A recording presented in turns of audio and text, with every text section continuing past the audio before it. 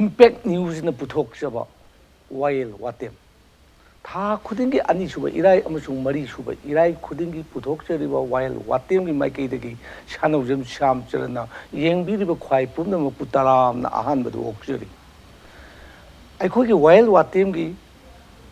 ngasi gi hiramdi Manipur Land Revenue and Land Reformation Act 1960 haujuk miyam yam kana ngangne riba Manipur gi law Manipur lam asigi chatna lonchat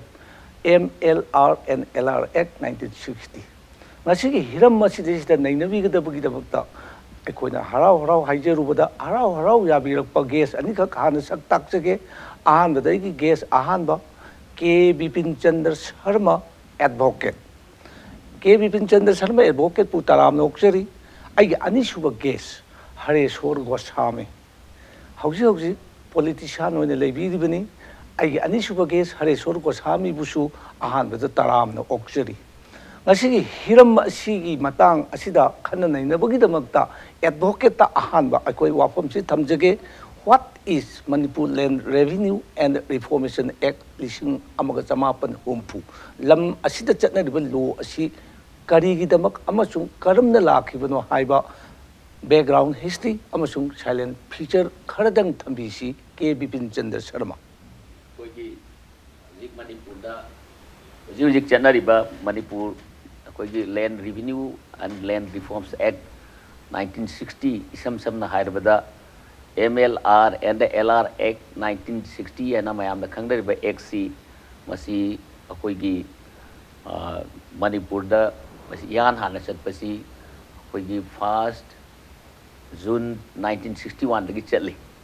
masi chatringai mamang da Manipur si mamang ngai dagi hona sum lakpada Manipur si yan han bada amna masi princely state na moirami ningthau panba leibak moirami dagi ningthau panba leibak si dagi koigi British la matung da masi da su koigi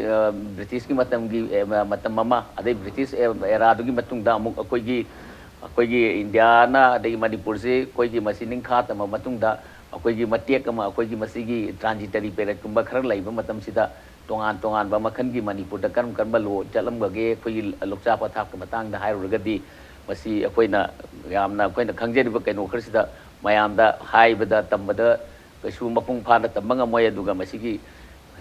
itihas ka sagon ba pot mayam do akoina chapchana madugi kaino with documentation piba targadi it will masi matam kharchangni adu isam samna hairabada ningthau palingai matamda leiramba lokcha pathap ko matamda ningthauna lamgi bapu erami adagi ningthau gi pleasure da akoi praja singda akoi leina da ba inkol ko makhalani gi classification lermi inkol haiba ma low haiba masing ba mong ji da inkol sina kanada pini launa kanada pini adagi ngasai gi koi gi loksal karmai to na lawni aduga masigi loksan khomba mina koi gi lokpan na ba adagi koi gi masigi matamda leiramba achoba thamnai makhan gi keno mayam lerme adi matung da di Manipur da akoi gi 1891 gi matung da Manipur da keno la aw matung da gi akoi gi Manipur da akoi gi British anga matung da akoi gi Assam gi akoi gi keno si aina sum sabjan jar da tai wari matek mayam du lidna karmai torme lalum karmai kai dagi low karmai na matam du keno torme haiba dom da sakrga di yamna tien matam si nai na badi yam kuina sangani aduna akoigi Assam Land akoigi regulation manual si akoigi Manipur da akoigi 1940-60 han Manipur da darbar resolution kanogi 18 gi matungin nako akoigi 1940-60 gi introduce to hoy adu matam khar chalam me sum chala kanda Assam da lairiba Assam Land koi regulation manual chalam matung da koi 1952 da akoigi 16 1952 sidagi amuk akoigi Assam Land regulation akoigi 1886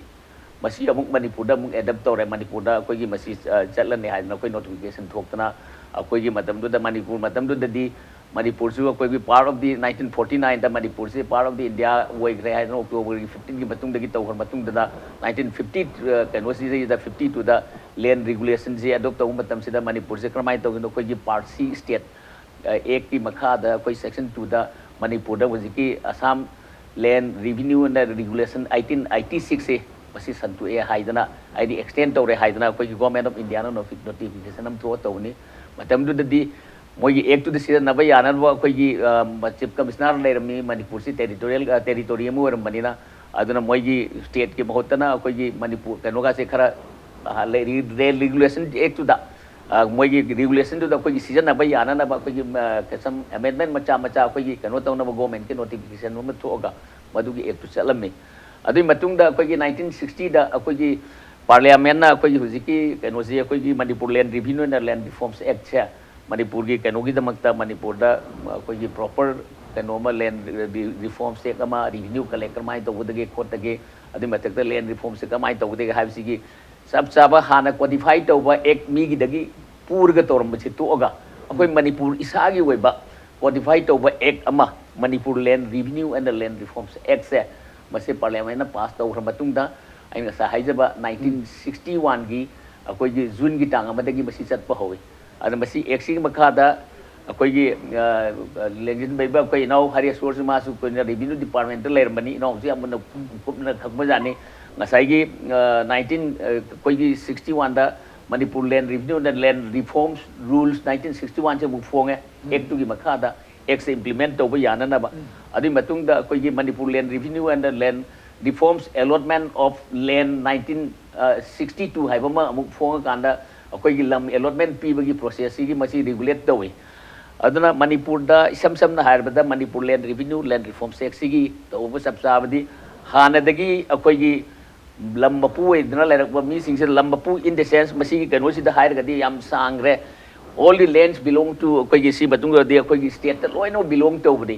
koi gi private land khara hana kano le husna tana ching man adu da loi nam glai rupun muk state ki land ngakta ni koi nala part adagi koi gi pure no glai rupun muk state ki land ngakta ni adu nataba private right khara eku to basi koi gi masi hanagi asam gi kano du da koi nambapu idna la ena pata ga paidna koi gi कोई हुजिकी सेंग सेंग हारगदी हुजिकी लेरिबा कोई land revenue land reforms act सिगी सब साबा aim and objective मसी कोई खजना कलेक्ट तौबने रिवेन्यू कलेक्ट तौबने अंदर रिवेन्यू कलेक्ट तौबसिदा रिवेन्यू रिविजन तौबा याना फ्रॉम टाइम टू टाइम मसीगी कोई सर्वे अमुक तौबा कोई ngasa कोई स्वाइद जरिब हाइबा सोखुंपुगी जरिब सोखुंपुगी मतुंग दगी लाखो जरिब जरिब अमदगी ना जरिब अमद सतपा हाइ मसीगी तोंगान बा यामना मागी करी कोई टाइम ऑफ सेटलमेंट अदि सेटलमेंट मतम गायना पर तोंगान तोंगान बा लेइ मदुदी याम कुपना मजैदा हाइब खोटपे मतम जु खर तेन बनिना अदना इन इसम समना हाइजरबदा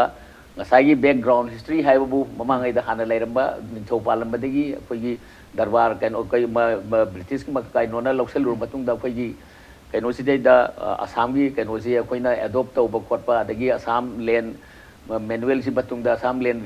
रेगुलेशन एक्ट से अखोइना अमुक एडॉप्ट तौबा 1952 दा मसी दरबार मतम द मणिपुर दरबार कैनो हाइदना लेरंबा दरबार रिजोल्यूशन दना तौरमी मणिपुर दरबार मेंबर सिंह मसी जेरा पंचायत कैनो ले मसी दा कोई रेवेन्यू कैनो मागी मसागी ओइबा लो सेंबा गंबा कैनो खरम कोई जो कैनो लेरंबा मतम दुदा अदुना दरबार रिजोल्यूशन से एज गुड एज कोई हुजिकी लेरिबा कैबिनेट डिसीजन गुम्बा कोई गवर्नमेंट की लेरिबा ऑर्डर सितगी हेना दुम कन बजाने मतम दुगदे अदुना aina hajarabda Manipur Land Revenue and Land Reforms Act is only to consolidate koi law relating to revenue and land reforms masi kamai tawdege haibasi matang da tawba act ni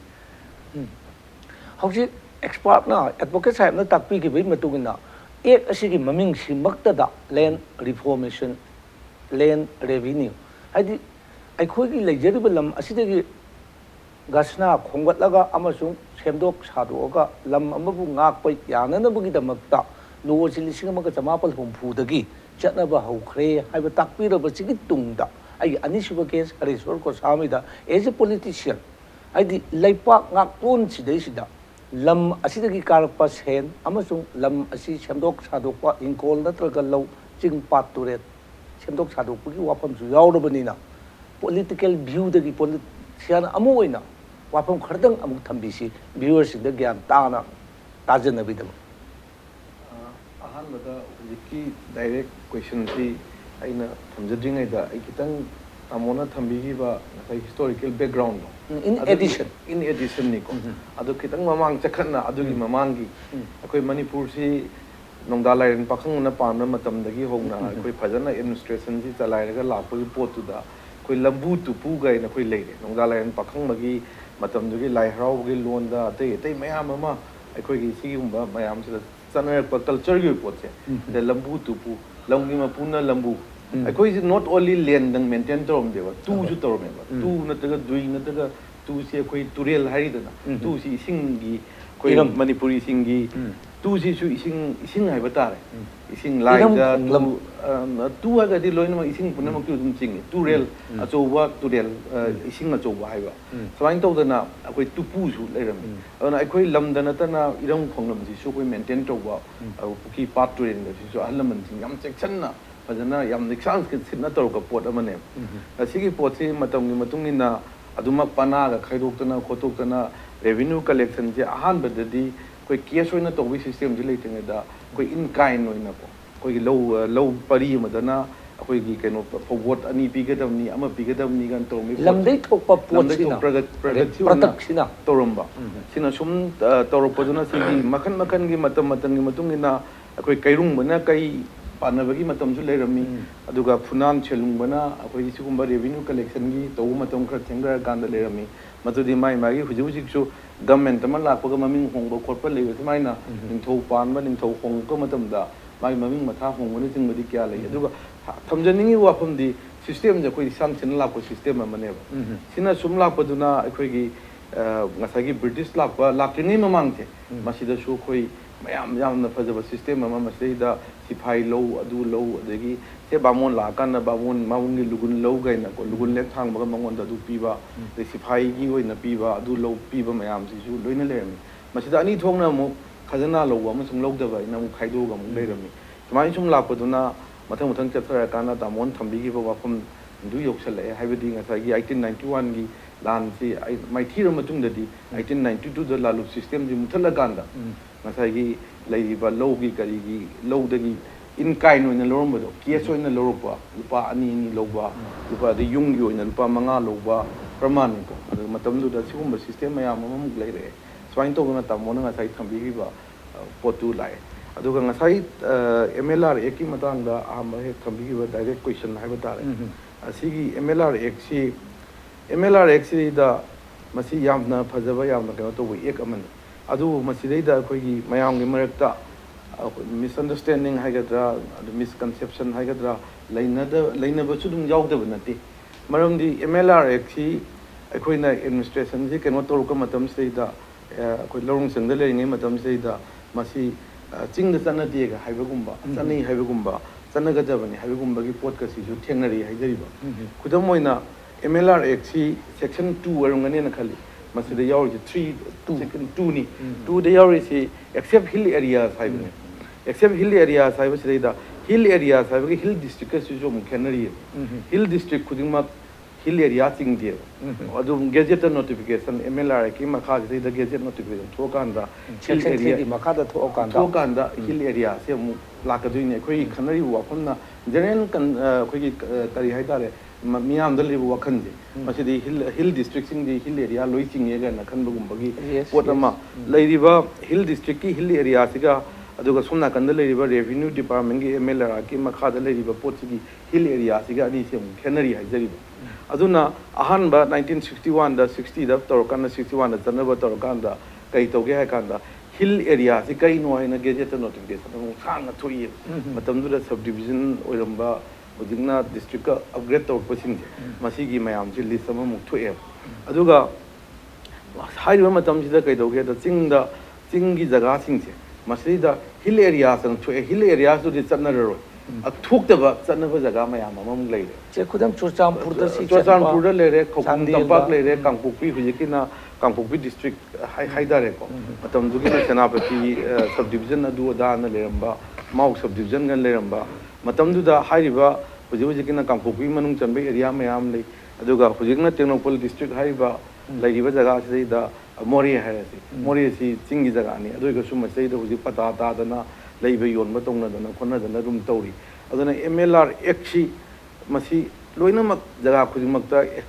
extend तौबनी except hill area साइबसे amendment ama if I remember correctly 1976 तौगनी amendment ama तौरकांदा नासागी provided है वो हप्सलकांदा from time to time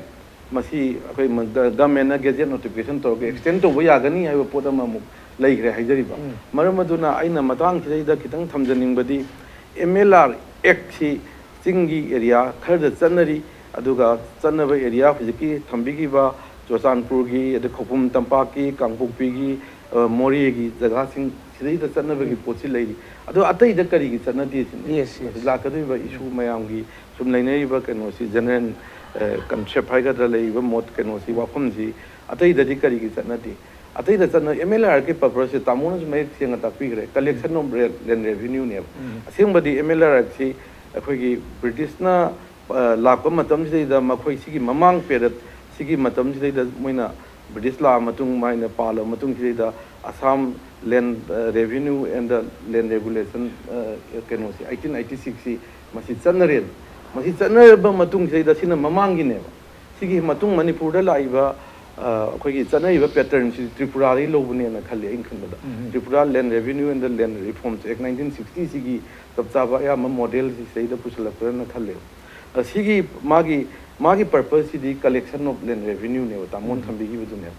ꯑꯗꯨꯗꯤ collection of ꯂꯦꯟ ꯔꯦꯚꯤꯅ꯭ꯌꯨ ꯍꯥꯏꯇꯥꯔꯒꯗꯤ ꯍꯣꯜꯗꯤꯡ ꯂꯩꯕ ꯇꯥꯏꯌꯦꯕ ꯂꯦꯟ ꯍꯣꯜꯗꯤꯡ ꯑꯃ ꯑꯦꯁꯦꯁ ꯇꯧꯔꯛꯀꯗꯣꯏꯅꯦꯕ ꯑꯁꯨꯛ ꯄꯥꯛꯄ ꯄꯣꯏꯟ ꯑꯃ ꯆꯥꯎꯕꯗ ꯑꯅꯤ ꯆꯥꯎꯕꯗ ꯑꯍꯨꯝ ꯆꯥꯎꯕꯗ ꯀꯌꯥ ꯑꯣꯏꯗꯣꯏꯅꯦꯅ ꯇꯧꯔꯛꯀꯗꯣꯏꯅꯦꯕ ꯑꯗꯨ ꯑꯣꯏꯔꯒꯗꯤ ꯂꯦꯟ ꯍꯣꯜꯗꯤꯡ ꯂꯩꯇꯕ ꯆꯤꯡꯒꯤ ꯖꯒꯥ ꯍꯥꯏꯔꯁꯤꯅꯦ ꯚꯤꯂꯦꯖ ꯑꯃ ꯄꯨꯔꯥ ꯑꯩꯈꯣꯏꯒꯤ ꯃꯌꯥꯝ ꯀ꯭ꯂꯁꯇꯔ ꯚꯤꯂꯦꯖ ꯀ꯭ꯂꯁꯇꯔ ꯑꯃꯗ ꯌꯨꯝ ꯃꯌꯥꯝꯗꯤ ꯁꯥꯕ ꯃꯥꯒꯤ ꯕꯥꯎꯟꯗꯔꯤꯗꯤ ꯂꯩꯇꯕ ꯑꯗꯨꯒꯗꯤ ꯍꯤꯜ ꯍꯥꯎꯁ ꯇꯦꯛꯁ ꯑꯅ ꯂꯧꯋꯦꯕ ꯁꯤꯅ ꯑꯩꯅ ꯈꯟꯕꯗ ꯕ꯭ꯔꯤꯇꯤꯁꯅ ꯆꯤꯟ ꯍꯤꯜꯁ ꯔꯦꯒꯨꯂꯦꯁꯟꯗꯒꯤ ꯂꯧꯕ ꯃꯥꯜꯂꯤ ꯍꯤꯜ ꯍꯥꯎꯁ ꯇꯦꯛꯁꯀꯤ ꯑꯍꯥꯟꯕꯗ ꯍꯤꯜ ꯑꯦꯔꯤꯌꯥꯗ ꯑꯦꯄ꯭ꯂꯥꯏ ꯇꯧꯔꯤꯕ ꯑꯦꯛꯁꯤꯅ ꯆꯤꯟ ꯍꯤꯜꯁ ꯔꯦꯒꯨꯂꯦꯁꯟ ꯁꯤꯗꯒꯤ ꯑꯦꯗꯣꯞ ꯇꯧꯕ ꯃꯥꯜꯂꯤ ꯑꯗꯨꯃꯥꯏꯅ ꯊꯦꯡꯅꯈꯤ ꯑꯗꯨꯅ ꯍꯧꯖꯤꯛꯀꯤ ꯂꯩꯔꯤꯕ ꯉꯁꯥꯏꯒꯤ ꯕꯥꯎꯟꯗꯔꯤ ꯂꯩꯇꯕ ꯃꯥꯒꯤ ꯍꯣꯜꯗꯤꯡ ꯂꯩꯇꯕ ꯖꯒꯥꯗꯨꯗꯗꯤ ꯍꯤꯜ ꯍꯥꯎꯁ ꯇꯦꯛꯁ ꯂꯧꯔꯅꯤ ꯑꯗꯨꯒ ꯕꯥꯎꯟꯗꯔꯤ ꯂꯩꯕ ꯃꯥꯒꯤ ꯂꯦꯟ ꯍꯣꯜꯗꯤꯡ ꯂꯩꯕ ꯖꯒꯥꯗ ꯔꯦꯚꯤꯅ꯭ꯌू ꯑꯦꯁꯦꯁ ꯇꯧꯕ ꯌꯥꯕꯅꯤꯅ ꯉꯁꯥꯏꯒꯤ ꯄꯣꯠꯁꯤ ꯂꯥꯛꯄꯅꯦ ꯍꯥꯏꯖꯔꯤꯕ ꯑꯩꯈꯣꯏ ꯀꯩꯅꯣꯒꯤꯁꯦ ꯃꯔꯝ ꯑꯗꯨꯅ ꯑꯩꯅ ꯁꯦꯇꯜꯃꯦꯟꯗ ꯀꯩꯗ ꯃꯃꯥꯡꯗ ꯊꯦꯡꯅꯖꯔꯛꯄ ꯑꯦꯛꯁꯄꯤꯔꯤꯌꯦꯟꯁꯀꯤ ꯃꯇꯨꯡ ꯏꯟꯅ ꯎꯈ꯭ꯔꯨꯜꯒꯁꯤꯁꯨ ꯑꯌꯥꯝꯕ ꯂꯣꯏꯅꯃꯛ ꯀꯦꯗꯦꯁꯇ꯭ꯔꯦꯜ ꯁꯔꯚꯦꯒꯤ ꯃꯦꯞꯄꯤꯡ ꯁ꯭ꯇꯦꯖꯒꯁꯤ ꯑꯣꯜꯃꯣꯁ ꯂꯣꯏꯈ꯭ꯔꯕ꯭ꯔꯥ ꯍꯥꯏꯅ ꯈꯜꯂꯤ ꯑꯗꯨꯒ ꯑꯩꯈꯣꯏꯒꯤ ꯁꯦꯅꯥꯄꯇꯤ ꯂꯣꯏꯈ꯭ꯔꯕ꯭ꯔꯥ ꯈꯜꯂꯤ ꯑꯗꯨꯒ ꯇꯃꯦꯡꯂꯣꯡꯁꯨ ꯍꯧꯒꯠꯈ꯭ꯔꯕ꯭ꯔꯥ ꯍꯥꯏꯅ ꯈꯜꯂꯤ ꯑꯗꯨꯕꯨ ꯀꯩꯗꯧꯒꯦꯗ ꯃꯤꯌꯥꯝꯗ ꯂꯩꯅꯔꯤꯕ ꯑꯩꯈꯣꯏꯒꯤ ꯃꯤꯁꯑꯟꯗꯔꯁꯇꯦꯟꯗꯤꯡ ꯍꯥꯏꯇꯥꯔꯦ ꯑꯩꯈꯣꯏꯒꯤ ꯂꯩꯔꯤꯕ ꯁꯔꯚꯦꯁꯤ ꯋꯥꯟꯁ ꯇꯧꯈ꯭ꯔꯒꯗꯤ ꯑꯩꯈꯣꯏꯒꯤ ꯃꯤ ꯀꯥꯡꯂꯨꯞ ꯑꯃꯅ ꯈꯜꯂꯤꯁꯤ ꯂꯝꯁꯤ ꯍꯦꯛꯇ ꯑꯩꯈꯣꯏꯗꯒꯤ ꯂꯧꯈ꯭ꯔꯅꯤ ꯆꯠꯈ꯭ꯔꯅꯤ ꯍꯦꯟꯅ ꯏꯅꯥꯛ ꯈꯨꯟꯕꯁꯤꯡ ꯅꯠꯇ꯭ꯔꯒ ꯍꯦꯟꯅ ꯖꯦꯅꯔꯦꯜꯗ ꯂꯩꯕ ꯀꯥꯡꯂꯨꯞꯅ ꯃꯁꯤ STꯒꯤ ꯑꯦꯔꯤꯌꯥꯗ ꯂꯩꯕ ꯂꯝꯁꯤꯡꯁꯤ ꯂꯧꯈꯤꯅꯤ ꯈꯣꯠꯈꯤꯅꯤ ꯍꯥꯏꯕꯒꯤ ꯄꯣꯠ ꯑꯃꯁꯨ ꯂꯩꯕ ꯃꯥꯜꯂꯦꯕ ꯃꯁꯤꯗ ꯁꯤꯒꯤ ꯄꯣꯠꯁꯤꯗ ꯁꯤ ꯃꯇꯥꯡꯗ ꯑꯩꯅ ꯊꯝꯖꯅꯤꯡꯉꯤꯁꯦ ꯑꯩꯈꯣꯏꯒꯤ ꯁꯦꯛꯁꯟ ꯃꯗꯨ ꯖꯦꯅꯔꯦꯜ ꯑꯦꯟड ꯃꯤꯁꯂꯦꯅꯁ 158 ꯑꯣꯏꯔꯝꯒꯅꯤ ꯈꯜꯂꯤ MLR ꯁꯦꯛꯁꯟ 158 ꯄꯤꯔꯤꯌꯦꯕ ꯄꯤꯔꯤꯁꯤ ꯇ꯭ꯔꯥꯏꯕꯦꯜ ꯇꯨ ꯅꯟ ꯇ꯭ꯔꯥꯏꯕꯦꯜ ꯇ꯭ꯔꯥꯟꯁꯐꯔ ꯇꯧ ꯇꯥꯔꯒꯗꯤ ꯑꯍꯥꯟꯕꯗꯗꯤ ꯗꯤꯁꯇ꯭ꯔꯤꯛ ꯀꯥꯎꯟꯁꯤꯜꯒꯤ ꯑꯌꯥꯕ ꯂꯧꯕ ꯌꯥꯎꯔꯝꯃꯤ ꯑꯗꯨ ꯃꯗꯨ ꯑꯦꯃꯦꯟ ꯇꯧꯊꯣꯛꯈ꯭ꯔꯀꯥꯟꯗ ꯍꯧꯖꯤꯛꯇꯤ ꯗꯤꯄꯨꯇꯤ ꯀꯃꯤꯁꯅꯔꯅ ꯏꯟ ꯔꯥꯏꯇꯤꯡ ꯄꯤꯔꯒꯗꯤ ꯌꯥꯏꯌꯦꯅ ꯍꯥꯏꯔꯦꯕ ꯍꯥꯏꯔꯤꯕ ꯄꯣꯠꯁꯦ ꯆꯤꯡꯗꯗ ꯅꯠꯇꯦꯕ ꯆꯠꯅꯔꯤꯁꯦ ꯑꯩꯈꯣꯏ ꯁꯤꯗꯁꯨ ꯆꯠꯅꯩꯌꯦꯕ ꯃꯁꯤꯗ ꯃꯌꯥꯝꯅ ꯈꯜꯂꯤ ꯇꯝꯗꯁꯨ ꯍꯧꯖꯤꯛ ꯇ꯭ꯔꯥꯏꯕꯦꯜ ꯇꯨ ꯅꯟ ꯇ꯭ꯔꯥꯏꯕꯦꯜ ꯇ꯭ꯔꯥꯟꯁꯐꯔ ꯂꯥꯛꯇꯥꯔꯒꯗꯤ ꯗꯤꯄꯨꯇꯤ ꯀꯃꯤꯁꯅꯔꯒꯤ ꯑꯌꯥꯕꯁꯦ ꯑꯗꯨꯝ ꯆꯪꯉꯦꯕ ꯃꯁꯤ ꯁꯦꯝꯗꯣꯛꯈ꯭ꯔꯕꯗꯤ ꯈꯪꯗ꯭ꯔꯦꯀꯣ ꯌꯥꯝꯅ ꯑꯉꯟꯕ ꯌꯥꯝꯅ ꯑꯇꯦꯟꯕ ꯃꯇꯝꯗ ꯁꯦꯝꯗꯣꯛꯑꯝꯒꯗ꯭ꯔꯗꯤ ꯈꯪꯗ꯭ꯔꯦ ꯑꯗ ꯑꯩꯈꯣꯏꯅ ꯈꯪꯉꯛꯄꯗꯗꯤ ꯆꯤꯡꯗ ꯆꯠꯅꯔꯤꯕ ꯇ꯭ꯔꯥꯏꯕꯦꯜ ꯇꯨ ꯅꯟ ꯇ꯭ꯔꯥꯏꯕꯦꯜ ꯃꯣꯔꯦꯗ ꯄ꯭ꯔꯃꯥꯟꯅꯤꯀꯣ ꯑꯩꯈꯣꯏ ꯂꯩꯕꯒꯤ ꯄꯣꯠꯁꯦ ꯇꯝꯄꯥꯛꯇꯁꯨ ꯆꯞ ꯃꯥꯟꯅꯩꯌꯦꯕ ꯃꯁꯤ ꯃꯥꯟꯅꯗꯕꯗꯧꯅ ꯎꯍꯜꯂꯦ ꯍꯥꯏꯖꯔꯤꯕ ꯇꯝꯄꯥꯛꯀꯤꯁꯤꯅ ꯑꯃ ꯆꯤꯡꯗꯅ ꯑꯃ ꯆꯞ ꯃꯥꯟꯅꯕ ꯑꯦꯛꯅꯤ ꯆꯞ ꯃꯥꯟꯅꯕ ꯄ꯭ꯔꯣꯚꯤꯖꯟꯅꯤ ꯃꯔꯝ ꯑꯗꯨꯅ ꯑꯩꯅ ꯊꯝꯖꯅꯤꯡꯕ ꯋꯥꯐꯝꯗꯤ ꯆꯤꯡꯗ MLR ꯑꯦꯛꯁꯦ ꯆꯠꯅꯔꯒ ꯃꯥꯗꯤ ꯑꯦꯛꯁꯇꯦꯟ ꯇꯧꯗꯣꯏꯅꯤ ꯃꯇꯝꯒꯤ ꯃꯇꯨꯡ ꯏꯟꯅ ꯑꯩꯈꯣꯏ ꯇꯝꯄꯥꯛꯀꯤꯁꯨ ꯑꯦꯛꯁꯇꯦꯟ ꯇꯧꯈ꯭ꯔꯤꯅꯤ ꯕꯤꯁꯅꯨꯄꯨꯔ ꯀꯔꯤ ꯀꯔꯥ 1961 62ꯗ ꯇꯥꯃꯣ ꯁꯤꯒꯤꯕ ꯖꯒꯥꯁꯤꯡ ꯁꯕ ꯗꯤꯕꯤꯖꯟꯁꯤꯡꯒꯤ ꯑꯦꯛꯁꯇꯦꯟ ꯇꯧꯔꯤꯅꯦꯕ ꯁꯤꯗꯤ ꯑꯦꯅꯤ ꯎꯈ꯭ꯔꯨꯜꯒꯤ ꯖꯒꯥ ꯑꯃꯗꯁꯨ ꯍꯌꯦꯡ ꯍꯦꯛꯇ ꯑꯦꯛꯁꯇꯦꯟ ꯇꯧꯕ ꯌꯥꯏ ꯑꯦꯅꯤ ꯖꯒꯥ ꯑꯃꯗ ꯃꯥꯒꯤ ꯉꯁꯥꯏꯒꯤ ꯒꯦꯖꯦꯠꯇ ꯊꯣꯛꯑꯒ ꯃꯥꯒꯤ ꯉꯁꯥꯏꯒꯤ ꯔꯦꯚꯤꯅ꯭ꯌू ꯀꯂꯦꯛꯁꯟꯒꯤ ꯍꯣꯜꯗꯤꯡꯒ ꯂꯩꯔꯕ ꯈꯣꯠꯂꯕ ꯂꯝ ꯑꯣꯟꯕ ꯌꯥꯕ ꯖꯒꯥ ꯑꯣꯏꯔꯒꯗꯤ ꯃꯦꯞ ꯄꯨꯈꯠꯄ ꯌꯥꯕ ꯑꯣꯏꯔꯒꯗꯤ ꯍꯦꯛꯇ ꯑꯦꯛꯁꯇꯦꯟ ꯇꯧꯕ ꯌꯥꯕ ꯄꯣꯠ ꯑꯃꯅꯦꯕ ꯑꯗꯨꯕꯨ ꯉꯁꯥꯏꯒꯤ ꯂꯩꯅꯔꯤꯕ ꯃꯤꯁꯑꯟꯗꯔꯁꯇꯦꯟꯗꯤꯡ ꯍꯥꯏꯒꯗ꯭ꯔꯥ ꯑꯩꯈꯣꯏꯒꯤ ꯆꯃꯝꯅꯕ ꯑꯃ ꯆꯌꯦꯠꯅꯕ ꯑꯃ ꯂꯩꯅꯕꯁꯤꯗ ꯂꯝꯁꯤ ꯑꯣꯟꯈ꯭ꯔꯒꯗꯤ ꯄꯇꯥ ꯇꯥꯈ꯭ꯔꯒꯗꯤ ꯑꯃꯅ ꯂꯧꯈ꯭ꯔꯅꯤ ꯍꯥꯏꯕ ꯄꯣꯠꯇꯨꯗꯤ ꯆꯤꯡꯗꯁꯨ ꯇꯝꯗꯁꯨ ꯑꯦꯄ꯭ꯂꯥꯏ ꯇꯧꯔꯤ ꯄꯣꯠꯁꯦ ꯆꯞ ꯃꯥꯟꯅꯕ ꯄꯣꯠꯅꯤ ꯃꯔꯝ ꯑꯗꯨꯅ ꯍꯧꯖꯤꯛ ꯃꯇꯝꯗꯨꯗ ꯃꯇꯝ ꯆꯍꯤ 15ꯃꯨꯛꯀꯤ ꯃꯃꯥꯡ 10ꯃꯨꯛꯀꯤ ꯃꯃꯥꯡ ꯑꯣꯏꯒꯗ꯭ꯔꯥ 10ꯃꯨꯛꯀꯤ ꯃꯃꯥꯡ ꯑꯣꯏꯒꯅꯤꯅ ꯈꯜꯂꯤ ꯃꯇꯝꯗꯨꯗ ꯀꯩ ꯇꯧꯒꯦꯗ ꯑꯦꯁꯦꯝꯕ꯭ꯂꯤꯗ ꯍꯥꯏꯔꯤꯕꯁꯤ ꯑꯦꯛꯁꯇꯦꯟ ꯇꯧꯒꯦꯅ ꯇꯧꯔꯀꯥꯟꯗ ꯇꯧꯕ ꯌꯥꯔꯣꯏ ꯍꯥꯏꯕ ꯑꯃ ꯇꯧꯕ ꯌꯥꯅꯤ ꯍꯥꯏꯕ ꯑꯃ ꯇꯧꯅꯔꯒ ꯉꯁꯥꯏꯒꯤ ꯑꯣꯟꯕ ꯂꯣꯏꯈ꯭ꯔꯕ ꯑꯣꯟꯕ ꯃꯦꯞ ꯐꯣꯛꯀꯤ ꯁ꯭ꯇꯦꯖꯅꯤꯀꯣ ꯁꯔꯚꯦꯒꯤ ꯃꯦꯞꯀꯤ ꯁ꯭ꯇꯦꯖꯇ ꯂꯣꯏꯈ꯭ꯔꯕ ꯎꯈ꯭ꯔꯨꯜꯒꯤ ꯀꯔꯤꯒꯤ ꯄꯣꯠꯁꯦ ꯂꯦꯞꯄꯒ ꯂꯩꯈꯤꯕꯅꯦꯕ ꯑꯗꯨꯒ ꯃꯁꯤꯒꯤ ꯄꯣꯠꯁꯤ ꯂꯣꯏꯁꯤꯜꯂꯒꯗꯤ ꯆꯞ ꯃꯥꯟꯅꯕ ꯄꯣꯠꯅꯤ ꯍꯧꯖꯤꯛ ꯑꯩꯈꯣꯏꯒꯤ ꯃꯣꯔꯦꯗ ꯆꯠꯅꯔꯤꯁꯤꯁꯨ ꯇꯝꯄꯥꯛꯇ ꯆꯠꯅꯔꯤ ꯆꯞ ꯃꯥꯟꯅꯕ ꯄꯣꯠꯅꯤ ꯃꯔꯝ ꯑꯗꯨꯅ ꯃꯁꯤꯒꯤ ꯃꯤꯁꯑꯟꯗꯔꯁꯇꯦꯟꯗꯤꯡꯁꯤ ꯂꯩꯐꯝ ꯊꯣꯛꯇꯦ ꯍꯦꯟꯅ ꯆꯦꯛꯁꯤꯟꯅ ꯇ꯭ꯔꯥꯏꯕꯦꯜ ꯇꯨ ꯅꯟ ꯇ꯭ꯔꯥꯏꯕꯦꯜ ꯇ꯭ꯔꯥꯟꯁꯐꯔ ꯇꯧꯕ ꯌꯥꯗꯅꯕꯒꯤ ꯈꯔ ꯍꯥꯞꯆꯤꯟꯕ ꯈꯣꯠꯆꯤꯟꯕꯗꯨꯗꯤ ꯑꯇꯣꯞꯄ ꯄꯣꯠ ꯑꯃꯅꯤ ꯑꯗꯨꯒ ꯁꯔꯚꯦ ꯇꯧꯊꯣꯛꯄ ꯑꯣꯟꯊꯣꯛꯄ ꯃꯦꯞ ꯊꯥꯡꯒꯠꯄ ꯖꯃꯥꯕꯟꯗꯤ ꯇꯥꯕ ꯖꯃꯥꯕꯟꯗꯤ ꯄꯇꯥ ꯁꯥꯕꯁꯦ ꯁꯤꯗꯤ ꯌꯥꯝꯅꯃꯛ ꯗꯔꯀꯥꯔ ꯑꯣꯏ ꯍꯥꯏꯕꯁꯤ ꯑꯍꯥꯟꯕꯒꯤ ꯔꯥꯎꯟꯁꯤꯗ ꯊꯝꯖꯒꯦ ꯑꯍꯥꯟꯕꯒꯤ ꯔꯥꯎꯟ ꯑꯁꯤꯗꯩꯁꯤꯗ ꯑꯦꯛꯁꯄꯔꯠ ꯑꯅꯤꯅ ꯃꯌꯦꯛ ꯁꯦꯡꯅ ꯇꯥꯛꯄꯤꯈ꯭ꯔꯦ ꯋꯥꯠ ꯏꯁ MLLR ꯑꯦꯛ 1960 ꯍꯧꯖꯤꯛ ꯃꯈꯥ ꯇꯥꯖꯔꯛꯄꯁꯤꯗꯩꯁꯤꯗ ꯑꯅꯤꯁꯨꯕ ꯑꯩꯒꯤ ꯑꯍꯥꯟꯕ ꯒꯦꯁꯇ ꯑꯃꯨꯛ ꯂꯥꯛꯆꯒꯦ ꯑꯦꯗꯚꯣꯀꯦꯠꯇ ꯋꯥꯠ ꯏꯁ ꯗ ꯄ꯭ꯔꯣꯁꯤꯗꯤꯌꯣꯔ ꯑꯦꯟ ꯃꯥꯒꯤ ꯔꯨꯜꯁ ꯑꯦꯛ ꯑꯁꯤꯒꯤ ꯃꯈꯥꯗ ꯆꯠꯅ ꯀꯥꯡꯂꯣꯟ ꯑꯃꯁꯨꯡ ꯆꯠꯅ ꯂꯣꯟꯆꯠ ꯑꯗꯨꯒ ꯃꯍꯥꯛꯀꯤ ꯒꯁꯅꯥ ꯂꯧꯊꯣꯛ ꯂꯧꯁꯤꯟ ꯁꯤ ꯑꯦꯛ ꯑꯁꯤꯅ ꯗꯤꯐꯥꯏꯟ ꯇꯧꯔꯝꯒꯅꯤ ꯍꯥꯏꯅ ꯈꯜꯂꯤ ꯚ꯭ꯌꯨꯋꯔꯁꯤꯡꯅ ꯃꯌꯦꯛ ꯁꯦꯡꯅ ꯈꯪꯅꯅꯕꯒꯤꯗꯃꯛꯇ ꯑꯦꯗꯚꯣꯀꯦꯠ ꯀꯦ ꯕꯤꯄꯤꯟꯆꯟꯗ꯭ꯔꯅ ꯃꯁꯤꯒꯤ ꯂꯥꯏꯔꯤꯛ ꯑꯦꯛ ꯑꯁꯤꯒꯤ ꯃꯅꯨꯡꯗ ꯌꯥꯎꯔꯤꯁꯤ ꯑꯃꯨꯛꯇꯪ ꯇꯥꯛꯄꯤꯁꯤ ꯃꯁꯤ ꯁꯦꯡꯅ ꯍꯥꯏꯔꯗꯤ ꯍꯧꯖꯤꯛꯀꯤ ꯃꯅꯤꯄꯨꯔ ꯂꯦꯟ ꯔꯤꯚꯤꯅ꯭ꯌꯨ ꯑꯦꯟड ꯂꯦꯟ ꯔꯤꯐꯣꯔꯝꯁ ꯑꯦꯛꯀꯤ ꯃꯈꯥꯗ ꯉꯁꯥꯏ ꯍꯥꯏꯔꯤꯕ ꯑꯩꯈꯣꯏ ꯏꯅꯥꯎꯅ ꯍꯥꯏꯈꯤꯕꯅ it will extends to the whole of Manipur except hill areas ꯍꯥꯏꯅ ꯑꯩꯈꯣꯏꯒꯤ ꯁꯦꯛꯁꯟ 2ꯗ ꯍꯦꯛ ꯍꯧꯕꯗ ꯑꯗꯩꯗ ꯑꯗꯨꯝ ꯍꯥꯏꯔꯤ ꯑꯗꯩꯗ ꯆꯤꯡꯒꯤ ꯂꯝꯗ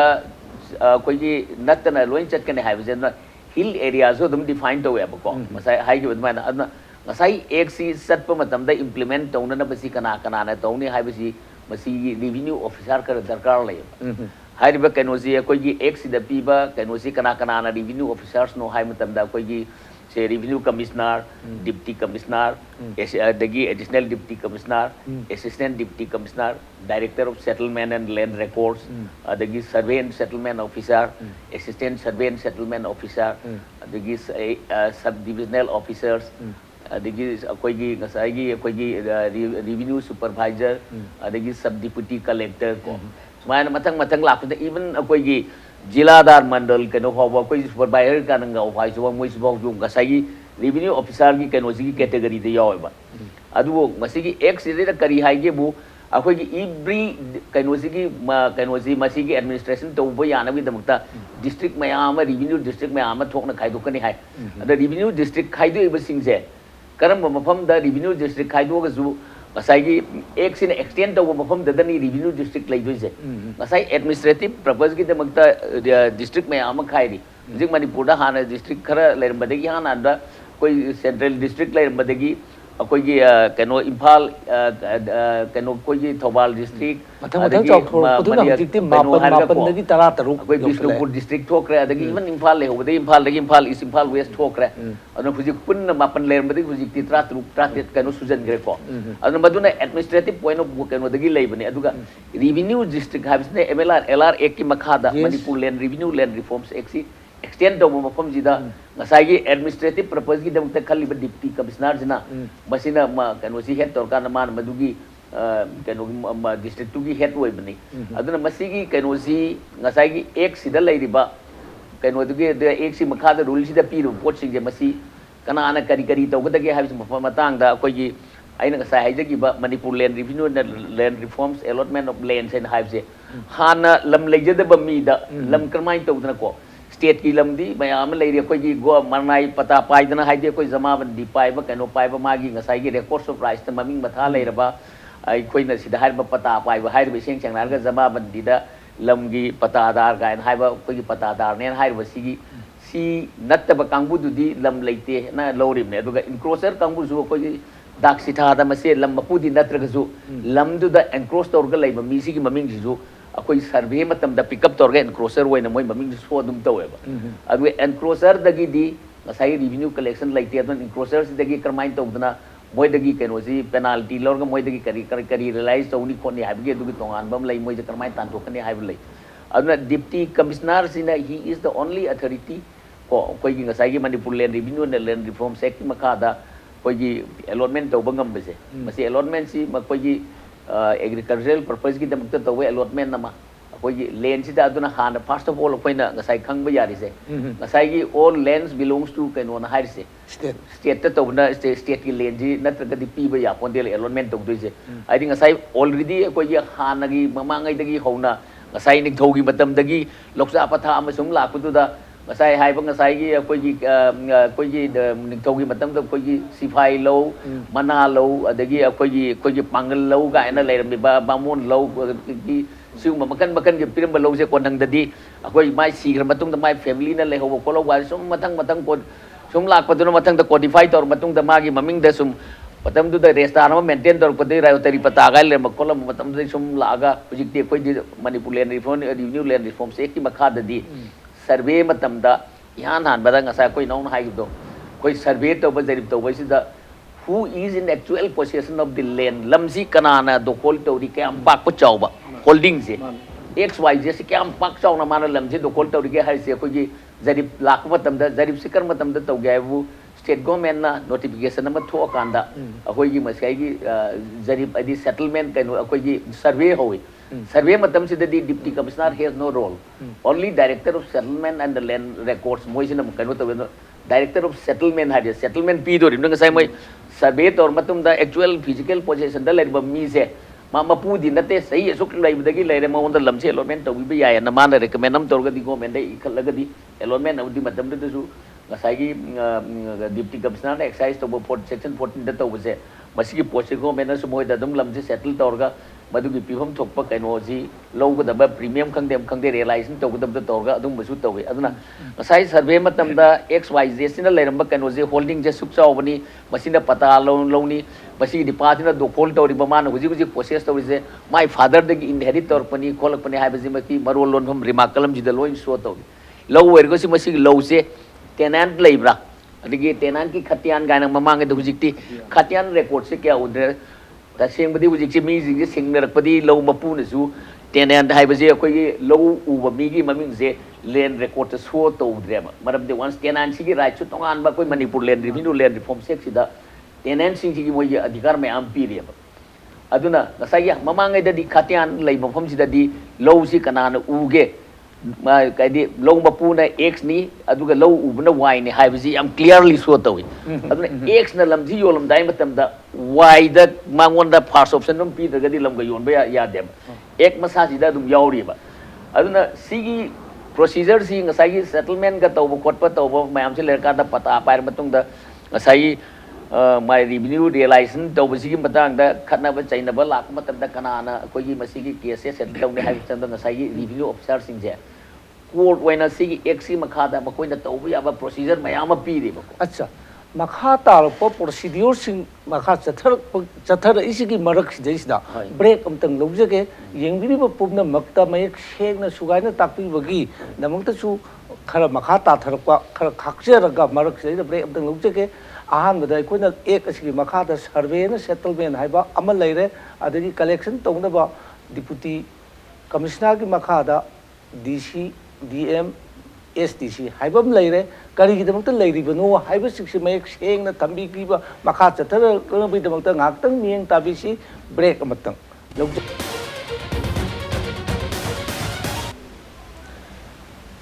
वेलकम बैक वाइल वाटेब की थोरबु येंबिरिबा पुनो मपु अमुक सुहना तलामना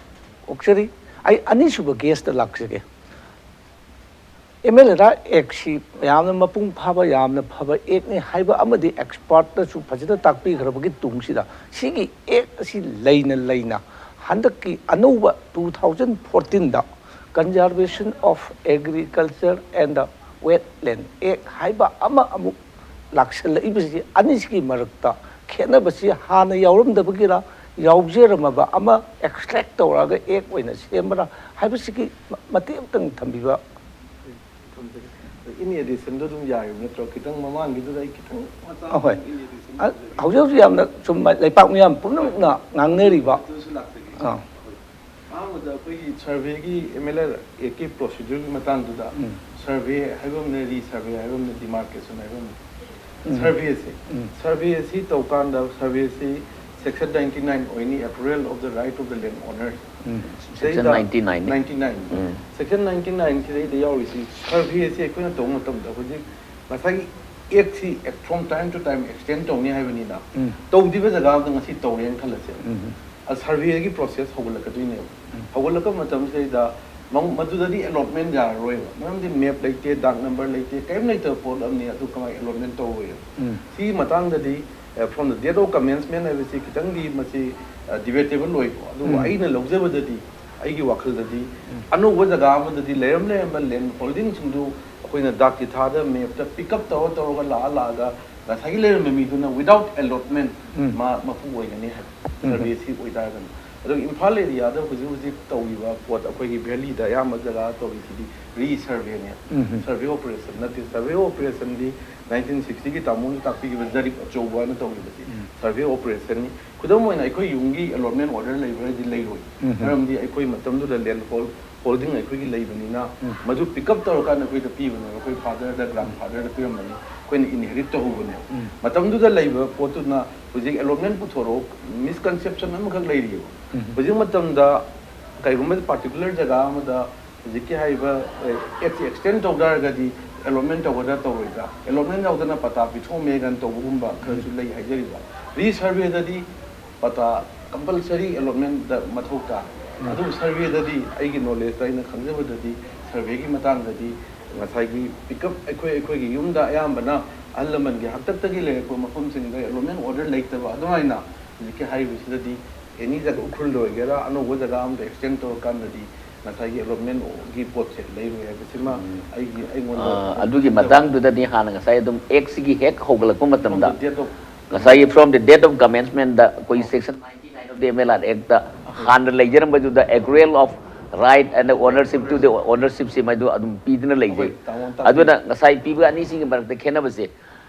section 14 la ICD koi gi x sela matung da anoba landless person da kano man ek sanar matung da piba duna fresh allotment ni allotment oi adu ngasai inong takpili ba tumaina ko han bagi survey so 60 gi matam da pick up to budu da di han leiramba holding du da hold to mi sing je karmai to rombano mai ja han da ge hong na khazna pirambara ni thogi matam da mom da gi mai khazna gi record tawji da kai da maming yaw da mayam di yang kan leiramba ga di moi mapu na dum sakhrani leiram da dan leiram ga su moi je dum matam du da moi possession to romba kangbu du di kanau mum ye na ba leitra ga di makoi dum owner woi na moi je dum koi gi records of rights prepare to rani aduna ngasai inong na habi koi gi huzik ek chu satla matung da amuk lak pusina koi gi amuk survey amuk to bari survey to basi di koi re assessment device of the revenue darkar la adagi ngasai gi lam du gi keno to ko partition mayam to ko mayam si gi amuk hanna basi mayam pun basi amuk na re survey to update to na ba records of rights koi gi ngasai gi survey loer matung da deputy commissioner da transfer to gi ba pot to amuk hanna director of settlement da mu pir kan da amuk hanna di adu ngasai term of settlement haiba ma adai period of koi gi settlement haiba ma ani gak lai ba ko adu main to dunia du ni aduna huziki matang du da koi gi inau da ngasai tak pi ba ngasai gi kaino da koi gi manipur koi gi paddy land and wetland conservation act matang do adu tang adu matam su lei silak akoi gi matam mas da naina ga da budi yambani adu yengbi ba pumna makna kharadang sina penbi na ba ta ya mukanna angachage ai khoi gi gwasami ani suba ges hoi hujiki lai report si akoi gi valley gi area si akoi gi total manipur gi area si 22,327 square kilometer oigani na khali ado highway si manung da valley gi area si chawanga 2,000 square kilometer amukak ne haijari ba saruk ma tara thokbagi ama haibadu gi poni jo whole akoi gi lai ba percentage se yangu gi 7.41% gum oigani ba sigi 7.41 agricultural land ni koi haijari se sigi lai ba 7.41 agricultural land se sidai 2,000 square kilometer gi area da lai ba si chawrakna akoi 67% gumba mu oire hai pikraba jaga sidai da akoi 67% agricultural land 7.41 gi chawrakna oiba poto approximately sigi manung da koi gi valley area haidare 2,000 square kilometers sidai da lai ba posina akoi 67% gumba mu oithokre haijari ba aina haijaningi di hujiki akoi gi ek se akoi gi ai can confuse ali sem ko akoi 2014 ki ek se 2014 gi ek se conservation of akoi gi paddy land and the wetland ek se 2014 gi ek se mase yamna akoi gi tangai phadaba haidar tangai phadaba amane na aina thamjabai maram di ꯑꯗꯨꯒ ꯃꯁꯤꯅ ꯆꯞ ꯆꯥꯕ ꯀꯩꯅꯣꯗꯨꯗꯤ ꯅꯠꯇꯦꯕ ꯁꯣꯂꯨꯁꯟꯗꯨꯗꯤ ꯑꯣꯏꯔꯣꯏꯕ ꯃꯁꯤ remedy ꯑꯃꯅꯤ ꯑꯩꯈꯣꯏꯅ E ꯊꯣꯛꯑꯦꯅ ꯍꯥꯏꯔꯀꯥꯟꯗ ꯏꯁꯦ ꯑꯩꯈꯣꯏꯅ ꯊꯛ ꯂꯥꯎꯅ ꯌꯦꯠꯁꯟꯕ ꯑꯃ ꯗꯔꯀꯥꯔ ꯂꯩꯕꯗꯣ ꯃꯁꯤ ꯗ ꯅꯤꯗ ꯑꯣꯐ ꯗ ꯑꯋꯥꯔꯅꯦꯕ ꯂꯥꯛꯏꯕ ꯄꯤꯛꯈ꯭ꯔꯕ ꯖꯒꯥꯁꯤꯗꯩꯗ ꯄꯣꯄꯨꯂꯦꯁꯟꯒꯤ ꯑꯌꯥꯝꯕ ꯀꯟꯁꯦꯟꯇ꯭ꯔꯦꯠ ꯇꯧꯗꯨꯅ ꯂꯩꯔꯤꯕ 50% ꯍꯦꯟꯅ ꯂꯩꯔꯤꯕ 2000 ꯁ꯭ꯀ꯭ꯋꯥꯔ ꯀꯤꯂꯣꯃꯤꯇꯔꯁꯤꯗ ꯂꯩꯔꯤꯕ ꯄꯣꯠ ꯃꯐꯝꯁꯤꯗꯩꯗ ꯑꯩꯈꯣꯏꯒꯤ ꯃꯊꯪ ꯃꯤꯒꯤ ꯃꯁꯤꯡꯁꯤꯅ ꯁꯨꯝ ꯍꯦꯟꯒꯠꯂꯛꯄꯅꯤꯅ ꯁꯨꯝ ꯑꯦꯛꯁꯄꯥꯟ ꯇꯧꯔꯛꯄꯗ ꯑꯩꯈꯣꯏ ꯄꯦꯗꯤ ꯐꯤꯜꯁꯤꯡ ꯃꯔꯨꯑꯣꯏꯅ ꯋꯦꯠꯂꯦꯟꯁꯤꯡ ꯃꯌꯥꯝꯁꯤ ꯁꯨꯝ ꯃꯥꯡꯁꯤꯜꯂꯛꯄ ꯄꯣꯠꯁꯦ ꯃꯁꯤꯅ ꯃꯔꯝ ꯑꯣꯏꯗꯨꯅ ꯊꯨꯅ ꯈꯨꯗꯛꯇ ꯃꯁꯤꯒꯤ ꯄꯣꯠꯁꯦ ꯏꯝꯄ꯭ꯂꯤꯃꯦꯟ ꯇꯧꯕ ꯑꯃꯗꯤ ꯗꯔꯀꯥꯔ ꯂꯩꯌꯦꯕ ꯑꯗꯨꯕꯨ ꯃꯁꯤꯅ ꯆꯞ ꯆꯥꯕ ꯔꯤꯃꯦꯗꯤꯗꯨꯗꯤ ꯑꯣꯏꯔꯣꯏꯅ ꯈꯜꯂꯤ ꯃꯔꯝꯗꯤ ꯀꯔꯤꯒꯤꯅꯣ ꯍꯥꯏꯕ ꯃꯇꯝꯗ ꯃꯤ ꯃꯌꯥꯝꯁꯤꯒꯤ ꯑꯩꯈꯣꯏꯒꯤ ꯄ꯭ꯔꯦꯁꯔ ꯃꯌꯥꯝꯁꯤ ꯍꯦꯟꯒꯠꯂꯤꯕ ꯃꯌꯥꯝꯁꯤ ꯁꯨꯝ ꯆꯥꯎꯊꯣꯔꯛꯄ ꯃꯇꯝꯗ ꯊꯤꯡꯕ ꯌꯥꯗꯕ ꯄꯣꯠ ꯑꯃ ꯂꯥꯛꯀꯅꯤ ꯍꯥꯏꯖꯔꯤꯕ ꯊꯤꯡꯕ ꯉꯝꯃꯣꯏꯗꯕ ꯄꯣꯠ ꯑꯃ ꯂꯥꯛꯄꯅꯤ나 ꯃꯁꯤꯒꯤ ꯔꯤꯃꯦꯗꯤꯁꯤꯅ ꯃꯁꯤꯅ ꯇꯦꯝꯄꯔꯔꯤ ꯁꯣꯂꯨꯁꯟ ꯑꯣꯏꯅ ꯊꯝꯃꯒ ꯑꯩꯈꯣꯏꯒꯤ ꯂꯩꯔꯤꯕ ꯃꯤꯁꯤꯡ ꯒ꯭ꯔꯣꯠ ꯃꯌꯥꯝꯁꯤ ꯄꯣꯄꯨꯂꯦꯁꯟꯒꯤ ꯄꯣꯠꯁꯤ ꯀꯗꯥꯏꯗ ꯑꯦꯀꯣꯃꯣꯗꯦꯠ ꯀꯃꯥꯏꯅ ꯇꯧꯅꯤ ꯀꯩꯗꯧꯅꯤ ꯍꯥꯏꯕ ꯄꯣꯠꯁꯦ ꯃꯁꯤꯃꯗꯤ ꯌꯥꯝꯅ ꯗꯔꯀꯥꯔ ꯂꯩ ꯑꯗꯨꯅ ꯁꯤꯒꯤ ꯃꯇꯥꯡꯗ ꯑꯩꯒꯤ ꯁꯖꯦꯁꯟ ꯇꯧꯖꯧ ꯍꯥꯏꯔꯒꯗꯤ ꯑꯩꯒꯤ ꯁꯖꯦꯁꯟ ꯑꯩꯅ ꯈꯟꯖꯕꯗ ꯑꯩꯈꯣꯏ ꯆꯤꯡꯒꯤ ꯁ꯭ꯂꯣꯞꯁꯤꯡꯁꯦ ꯃꯅꯤꯄꯨꯔꯁꯦ ꯅꯝꯕꯔ 1 ꯍꯤꯜ ꯁ꯭ꯇꯦꯠ ꯑꯣꯏꯅ ꯄꯨꯔꯥ ꯂꯥꯎꯊꯣꯛꯑ ꯃꯇꯨꯡꯁꯤꯗꯩꯗ ꯆꯤꯡꯒꯤ ꯁ꯭ꯂꯣꯞ ꯂꯩꯕ ꯑꯩꯈꯣꯏꯒꯤ 15 to 20 ꯑꯩꯈꯣꯏ ꯃꯤꯇꯔꯁꯀꯤ ꯁ꯭ꯂꯣꯞ ꯂꯩꯕ ꯖꯒꯥꯁꯤꯡꯁꯦ ꯁꯤꯒꯤ ꯖꯒꯥꯁꯤꯡꯁꯤꯗꯩꯗ ꯑꯩꯈꯣꯏ ꯀꯟꯁꯇ꯭ꯔꯛꯁꯟꯁꯤꯡ ꯀꯔꯤꯁꯤꯡꯁꯦ ꯑꯌꯥꯝꯕ ꯄꯦꯔꯤꯐꯦꯔꯤꯌꯦꯜ ꯂꯥꯡꯒꯣꯜ ꯍꯥꯎꯁꯤꯡ ꯀꯝꯄ꯭ꯂꯦꯛꯁꯀꯤ ꯂꯩꯔꯤꯕ ꯐꯣꯔꯦꯁꯁꯨ ꯄꯨꯔꯥ ꯑꯣꯏꯗꯕ ꯑꯗꯨꯒ ꯀꯜꯇꯤꯚꯦꯕꯜ ꯂꯦꯟꯁꯨ ꯄꯨꯔꯥ ꯑꯣꯏꯗꯕ ꯆꯤꯡꯈꯣꯡ ꯆꯤꯡꯌꯥꯁꯤꯡꯁꯤ ꯑꯩꯈꯣꯏꯒꯤ ꯃꯁꯤ ꯐꯣꯔꯦꯁ ꯑꯦꯛꯅꯆꯤꯡꯕ ꯃꯌꯥꯝꯁꯨ ꯂꯩꯕꯅꯤꯅ ꯀꯃꯥꯏꯅ ꯇꯧꯔꯒ ꯃꯗꯨ ꯌꯥꯒꯗꯒꯦ ꯍꯥꯏꯕꯁꯤ ꯒꯚꯔꯟꯃꯦꯟꯠꯅ ꯈꯜꯂꯒ ꯃꯁꯤꯗꯩꯗ ꯈꯔ ꯑꯃ ꯑꯩꯈꯣꯏꯒꯤ ꯀꯔꯤ ꯍꯥꯏꯇꯥꯔꯦ ꯑꯦꯀꯣꯃꯣꯗꯦꯠ ꯇꯧ ꯇꯥꯔꯒꯗꯤ ꯈꯔꯒꯤ ꯃꯈꯩꯗꯤ ꯐꯒꯅꯤ ꯑꯗ ꯇꯦꯟꯁꯟꯅ ꯃꯇꯝꯁꯤ ꯂꯩꯇꯕꯅꯤꯅ ꯇꯦꯟꯁꯟꯅ ꯊꯝꯖꯔꯕꯗ ꯍꯧꯖꯤꯛꯀꯤ ꯂꯩꯔꯤꯕ ꯀꯟꯖꯥꯔꯕꯦꯁꯟ ꯑꯣꯐ ꯄꯦꯗꯤꯂꯦꯟ ꯑꯦꯟ ꯗ ꯋꯦꯠꯂꯦꯟ ꯑꯦꯛ 2014ꯁꯦ ꯃꯁꯤ ꯏꯝꯄ꯭ꯂꯤꯃꯦꯟ ꯇꯧꯕ ꯈꯨꯗꯛꯇ ꯗꯔꯀꯥꯔ ꯂꯩ ꯂꯣꯏꯅꯅ ꯃꯁꯤꯅ ꯁꯣꯂꯨꯁꯟ ꯑꯣꯏꯔꯣꯏꯗꯕꯅꯤꯅ ꯑꯇꯩ ꯀꯃꯥꯏꯅ ꯇꯧꯗꯅ ꯑꯦꯛꯁꯄꯥꯟꯗꯤꯡ ꯄꯣꯄꯨꯂꯦꯁꯟꯁꯦ ꯀꯗꯥꯏꯗ ꯀꯃꯥꯏꯅ ꯑꯩꯈꯣꯏꯒꯤ ꯑꯦꯀꯣꯃꯣꯗꯦꯠ ꯇꯧꯒꯗꯒꯦ ꯍꯥꯏꯕꯁꯨ ꯒꯚꯔꯟꯃꯦꯟꯠꯅ ꯈꯪ ꯍꯩꯁꯤꯡ ꯇꯥꯟꯅꯔꯒ ꯑꯊꯨꯕꯗ ꯃꯁꯤ ꯀꯩꯒꯨꯝꯕ ꯈꯔ ꯇꯧꯍꯧꯗ꯭ꯔꯒꯗꯤ ꯃꯔꯝꯗꯤ ꯄꯣꯛꯈꯥꯏꯔꯛꯀꯅꯣꯏꯗꯤ ꯌꯥꯔꯣꯏꯕ ꯃꯤꯁꯤꯡꯁꯦ ꯁꯨꯝ ꯐꯌꯥꯝꯅ ꯑꯦꯛ ꯔꯨꯜ ꯂꯩꯔꯒꯁꯨ ꯊꯤꯡꯅ ꯊꯝꯕꯗꯤ ꯌꯥꯔꯣꯏꯗꯕ ꯄꯣꯠ ꯑꯃꯅꯦꯅ ꯑꯩ ꯊꯝꯖꯒꯦ ꯌꯥꯝ ꯅꯨꯡꯉꯥꯏꯖꯩ ꯉꯁꯤꯒꯤ ꯒꯦꯁ ꯑꯅꯤꯅ ꯏꯝꯄꯦꯛ ꯅ꯭ꯌꯨꯁꯀꯤ ꯁ꯭ꯇꯨꯗꯤꯑꯣꯗ ꯂꯦꯡꯕꯤꯔꯛꯇꯨꯅ ꯍꯧꯖꯤꯛ ꯌꯥꯝ ꯀꯟꯅ ꯑꯩꯈꯣꯏꯒꯤ ꯐꯣꯡ ꯁꯥꯗꯨꯅ ꯂꯩꯔꯤꯕ ꯃꯅꯤꯄꯨꯔ ꯂꯦꯟ ꯔꯦꯚꯤꯅ꯭ꯌꯨ ꯑꯦꯟड ꯔꯤꯐꯣꯔꯃꯦꯁꯟ ꯑꯦꯛꯀ ꯂꯣꯏꯅꯅ ꯀꯟꯖꯔꯕꯦꯁꯟ ꯑꯣꯐ ꯗꯤ ꯑꯦꯒ꯭ꯔꯤꯀꯜꯆꯔ ꯂꯦꯟ ꯑꯦꯟ ꯋꯦꯠ ꯑꯦꯟ 2014ꯒꯤ ꯃꯇꯥꯡꯗ ꯁꯨꯒꯥꯏꯅ ꯈꯟꯅ ꯅꯩꯅꯕꯒꯤ ꯈꯨꯗꯣꯡꯆꯥꯕ ꯑꯃ ꯂꯧꯕꯤꯕꯒꯤꯗꯃꯛꯇ ꯑꯍꯥꯟꯕꯃꯛꯇꯗ ꯑꯩꯅ ꯒꯦꯁ ꯑꯅꯤꯕꯨ ꯇꯔꯥꯝꯅ ꯑꯣꯛꯆꯕꯒ ꯂꯣꯏꯅꯅ ꯍꯟꯅꯁꯨ ꯊꯥꯒꯠꯆꯔꯤ ꯑꯗꯨꯒ ꯂꯣꯏꯅꯅ ꯉꯁꯤꯒꯤ ꯏꯄꯤꯁꯣꯗ ꯑꯁꯤꯅ ꯍꯟꯗꯛꯀꯤ ꯆꯍꯤ 2019 ꯑꯁꯤꯒꯤꯗꯤ ꯑꯔꯣꯏꯕ ꯆꯍꯤꯅꯤ ꯑꯗꯨꯅ ꯃꯤꯌꯥꯝꯅ ꯑꯩꯅ ꯄꯥꯎꯖꯦꯜꯖꯅꯤꯡꯕ ꯂꯥꯛꯀꯗꯧꯔꯤꯕ ꯆꯍꯤ ꯑꯁꯤꯒꯤ 2020ꯒꯤꯁꯨ ꯄꯥꯎꯖꯦꯜ ꯄꯤꯖꯅꯤꯡꯕꯒꯤ ꯃꯥꯏꯀꯩ ꯋꯥꯌꯦꯜ ꯋꯥꯇꯦꯝꯒꯤ ꯃꯥꯏꯀꯩꯗꯒꯤ 13ꯗꯒꯤꯅ 19 ꯐꯥꯎꯕꯁꯤ ꯏꯪꯒ꯭ꯔꯥꯖꯤꯒꯤ ꯂꯣꯟꯗ ꯇꯤꯅꯦꯖꯔꯁꯨ ꯍꯥꯏꯕ ꯋꯦꯁꯇꯔꯟ ꯂꯦꯡꯒ꯭ꯋꯦꯖꯇ ꯑꯦꯗꯣꯂꯦꯁꯟꯁꯨ ꯍꯥꯏꯕ ꯑꯩꯈꯣꯏꯒꯤ ꯏꯃꯥ ꯂꯣꯟꯗ ꯏꯟꯈꯠꯂꯛꯄ ꯍꯥꯏꯕ ꯆꯍꯤ ꯇꯥꯟꯖꯥ ꯑꯣꯏꯅ ꯊꯣꯛꯏ 13ꯗꯒꯤ 19 ꯂꯣꯏꯒꯗꯕ ꯉꯁꯤ ꯅꯨꯃꯤꯠ 4ꯅꯤꯗ ꯉꯥꯏꯁꯜꯂꯛꯂꯦ ꯑꯁꯤꯒꯨꯝꯕ ꯇꯤꯅꯦꯖꯔ ꯃꯊꯣꯡ ꯍꯨꯛꯇꯕ ꯆꯍꯤꯁꯤ ꯂꯣꯏꯈ꯭ꯔꯒ ꯂꯥꯛꯀꯗꯧꯔꯤꯕ 2020 ꯑꯁꯤꯗꯗꯤ ꯃꯥꯂꯦꯝ ꯏꯃꯥꯕꯨ ꯑꯩꯈꯣꯏꯅ ꯂꯩꯁꯥ ꯐꯅ ꯑꯃꯁꯨꯡ ꯆꯦꯛꯁꯤꯟꯅ ꯉꯥꯛ ꯁꯦꯟꯅ ꯇꯥꯏꯕꯪ ꯃꯤꯅ ꯂꯩꯒꯗꯕ ꯖꯒꯥꯁꯤꯅ ꯑꯩꯈꯣꯏꯒꯤ ꯒꯦꯁ ꯑꯅꯤꯁꯨꯕꯗ ꯇꯥꯛꯄꯤꯈꯤꯕꯒꯨꯝ ꯆꯤꯡꯌꯥ ꯇꯝꯌꯥꯗ ꯈꯔ ꯍꯥꯏꯗꯣꯛꯇꯨꯅ ꯂꯩꯔꯒ ꯂꯧꯁꯤꯡ ꯎꯒꯗꯕ ꯑꯦꯒ꯭ꯔꯤ ꯄ꯭ꯔꯗꯛ ꯐꯖꯅ ꯐꯪꯒꯗꯕ ꯚꯦꯂꯤꯒꯤ ꯂꯝꯁꯤꯅ ꯉꯥꯛ ꯁꯦꯟꯕ ꯇꯉꯥꯏ ꯐꯗꯦ ꯍꯥꯏꯕ ꯋꯥꯇꯦꯝꯒꯤ ꯊꯧꯔꯝ ꯑꯃꯒ ꯂꯣꯏꯅꯅ ꯉꯁꯤ ꯌꯦꯡꯕꯤꯔꯤꯕ ꯄꯨꯝꯅꯃꯛꯄꯨ ꯁꯥꯟꯅꯧꯖꯝ ꯁ꯭ꯌꯥꯝꯆꯔꯟꯅ ꯋꯥꯌꯦꯜ ꯋꯥꯇꯦꯝ ꯏꯝꯄꯦꯛ ꯅ꯭ꯌꯨꯁꯀꯤ ꯃꯥꯏꯀꯩꯗꯒꯤ ꯍꯟꯅ ꯊꯥꯒꯠꯆꯕꯒ ꯂꯣꯏꯅꯅ ꯂꯣꯏꯁꯤꯟꯖꯅꯕꯒꯤ ꯇꯥꯟꯖꯥ ꯌꯧꯔꯛꯂꯦ ꯉꯁꯤꯒꯤꯗꯃꯛꯇꯗꯤ ꯂꯣꯏꯁꯤꯜꯂꯁꯤ ꯍꯥꯏꯕ ꯋꯥꯐꯝꯁꯤ ꯊꯝꯖꯔꯒ ꯃꯤꯌꯥꯝꯗꯒꯤ ꯕꯤꯗꯥꯏ ꯂꯧꯖꯔꯤ